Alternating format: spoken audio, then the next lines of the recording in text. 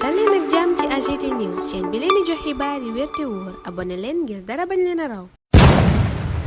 AGT News. Bismillah daleen ak jàmm ci AGT News convocation yu bari yi way politique yeeg journalistes yeeg chroniqueurs yi jot ngir altine tey jii ñu wuy ji leenu yéenekaay yu bari xëy yeggee source a ne Mansour Faye ña ngi koy xaar ca division des investigations criminelles boobaleb journal ne nu convoqué nañu ko moom gorob njiitu réew ma woon ca boobaleb journal ña nga ñuy xamal ne dafa defoon ab poste xamle ne nguur gii fi ne tey di nguuru Jomaay ak Sonko leer na ne seen pexe yépp mooy dal ci kawam waaye nag mu ne sant yàlla gannaaw ba léegi ñi ngi ci niveau zéro mu ne itam lu ñu seet di defi écoute téléphonique maanaam di ko déglu buy wax téléphone di lu ñutu itam ay ñoñam ak jege ñaaleem du tax ñu gis dara yéenekaay bi ne bu weesoo Mansour Faye Bougane Gueye Dany gendarme yu fédéral ba nga koy xaar waaye moom convocation du antu ndax newut ci réew mi ma nga ca bitim réew ñeneen ñu nu convoqué yéenekaay booba ne mooy ñaari taskatu xibaari Source A ak Abdou Nguer la waral ñu woo Omar Ndiaye Fatima Coulibaly ak Abdou Nguer mooma ca section de recherche journal bi ne mooy kaddu yi nu yëkkati keroog ci seen émission matinale bi doon wax ci génnuk àdduna Mamadou Badio Camara booba lépp convocation yi tribunal ñu koy xibaar ñu it woolu gi nu woolu Mansour Faye ca division des investigations criminelles lii quotidien ne moom kay presse bi ci boppam lañuy rëbb journal bi ne ñi ngi diggante convocation ak menace ñoom taskatu xibaar yooya yéene kaay bi wañ lu ëpp fukki taskatu xibaar yu nu convoqué diggante atum 2024 ak 2025 gannaaw Simon Faye mi yoon war a létt tey mbaamu firi ko yéene kaay bi ne Omar Ndiaye ak Fatima Coulibaly ñu ngi leen di xaar ca brigade de recherche TFM moom yéene kaay bi ne am nañu doon woote ngir ñu boycotté leen ba noppi menacé na danañu ko songu tax ñu teg loxo ñaari nit Les Échos ne journalistes yi chroniqueurs yi ñoom ñi ngi ci guddi gu bët setagul yéenekaay bi yëgalee ñu noona convocation wu ñaari taskatu xibaar yi Source A TV ak Abdou Nguer Le Témoin jël loola lépp dugal ko ci liberté d'expression naan mbaadu loi à double tranchant maanaam paaka ñaari boor ci Sénégal Le Peuple Quotidien naan dee demeewul noona li xew dëgg kay mooy Pastef ci boppam moo nanguwut critique booba lépp yéenekaay ne parti Ousmane Sonko bi daal duñu muñal kenn ku wuuteeg ñoom xalaat journal bi ne loola képp a waral arrestation convocation wu opposant yeeg journaliste yi opposant yooya sax la Waly Diouf Bodiang bëgg ñu dal ci seen kaw ni mu waree waral ca yor ba moom responsable Pastef booba jiite port mu naan OFNAC ci boppam lañ war a tas bu ko defee ñu mën a topp délinquant financier wu APR yi nga xam ne loi Macky Sall bee leen di aar ca l'Observateur moom Waly Diouf Bodiang mu naan li leer mooy Serigne Bassirou Gueye moom du topp kenn waaye mën nañu ko fee jële ndax am nañu majorité ca assemblée nationale googa la ñuy des ak Les Échos mi ñuy yëgal ne genn wàlla opposition bi dañoo fas yéene boycotté tey Ousmane Sonko mi fay dem ngir tontu ci laaji député yi moom ak gouvernement muy question d'actualité au gouvernement journal bi ne waa takku wàllu xamle nañu ne duñu teg tànk ca boobale penc ndax Ousmane Sonko mi fay ñëw di dàggasanteeg ñoom ak a xaste waaye seen boycott booba Aline Souaré ca boobaleb journal ma nga naan décision irréfléchie et irresponsable la ndax warunoo doxalee noonu ca point actu Tafsir Thioye mel ni ku naan d'accord naa ci loola ndax moom nee na boycott booba àndu ci te itam digalu ko benn naatàngoom Tafsir Thioye yokku ci ne boycott bokkul ci li nu ko jàngal ci politique mu ne nag bu fekkee am na ñoo xam ne dañoo lànk ne duñ fa dem ndax bañ ku leen saaga ba leen yaboo démissionné génn ca assemblée nationale booba mu Ndiaye Cissé njiital ONG 3D yokku xar mi karaw ne l'opposition a tort de boycotter le premier ministre nee na opposition bi doxalut yoon ci boycott booba mu fas yéene def ci premier ministre mi fay ñëw tey ñu des ci moom premier ministre Ousmane Sonko mi nu boobaleb yéene kaay ne yelwaanu gone yi ak taxawaalu gi ñu nekk ci mbedd yi la bëgg mu dakk nee na loolu kenn mënu koo toléré ndax amul lenn lu ko mën a layal journal bi mel ni ko naan ko d'accord premier ministre loola yëpp dëgg la waaye xamal ne du yaa ko fi njëkk a jéem ndax Abdoul Mbaye ak Souleymane Ndéné Ndiaye jéemoon nañu loola sottiwut critique ne teewut de Ousmane Sonko moom géer ak yelwaanu xale yi la fas yéene def mi ngi ko xamle ci randonnée pédestre gu mu bokkoon samedi maanaam dox goo xam ne dañ koo jagle loon ak yelleefu gone yi ak yelleefu liggéeykat yi di droit des travailleurs moo yitteel enquête mi gisi gàllankoor ci liberté syndicale yéenekaay bi ne fi mu ne nii syndicat yu baree bari dañoo ragal ñu dal ci seen kaw Cheikh Diop njiital CNTS FC naan délégué personnel moom kenn mënu ko dàq sudul ne danga cee am ndigalu inspection du travail waaye mu ne droit booba nag kaaraange ga ca war amu ko ngir xeex licenciement yi maanaam dàq yoo xam ne teg wut furul ci neexuloo ma leneen lañuy naqarlu l'indépendant ne mooy fitna ga ñuy teg ca waa Gaza di Palestine journal bi ne marche pacifique la ñu amaloon ci Sénégal kuréelu doomu Sénégal giy jàppale waa Palestine yéenekaay bi ne ñoo amaloon boobaleb marche bu ay député yu bari teewee ak yeneeni kilifa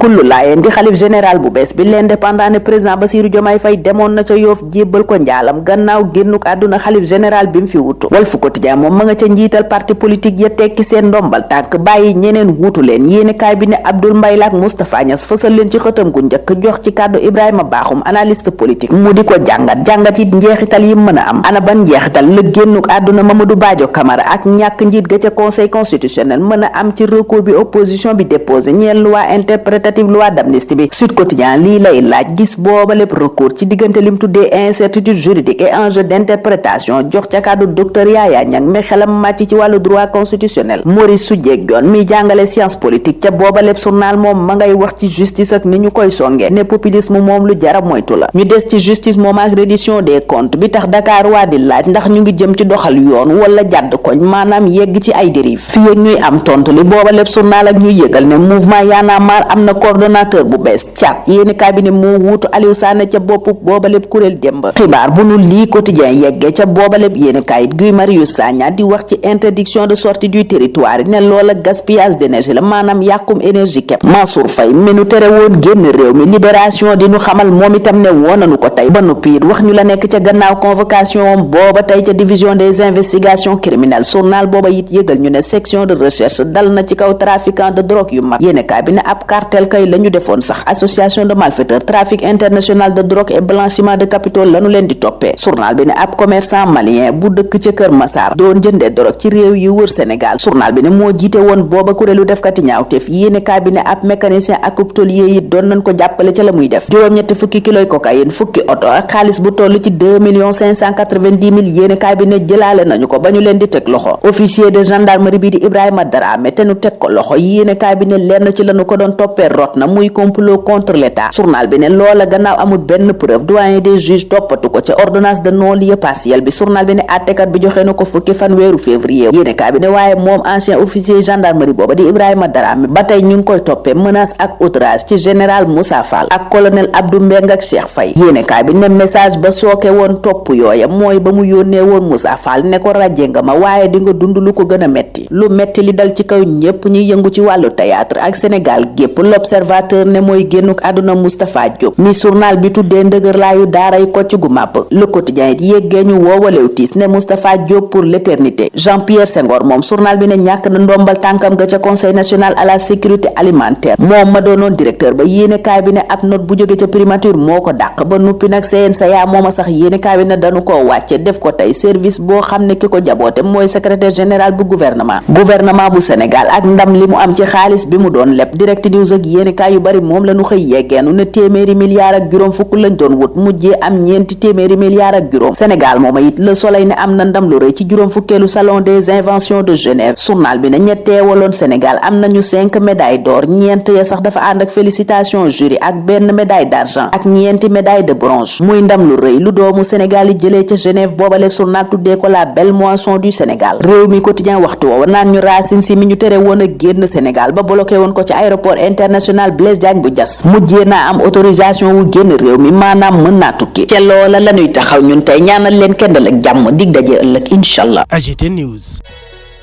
nga ni sa karaw dafay wow di ruus wala nga bëgg tàggoo ak leel cosmétique bio by Carré Nature indil na la crème 100% bio ñu defari ko ak ay produits yu naturel façon karaw bu nekk mën na ko utiliser yow mi ci bëgg nag wooteel gaaw ci 77 588 94 80 wala nga woote ci 76 776 85 96 ak Carré Nature daal problème mu karaw jeex na ci mim réew. AGT News.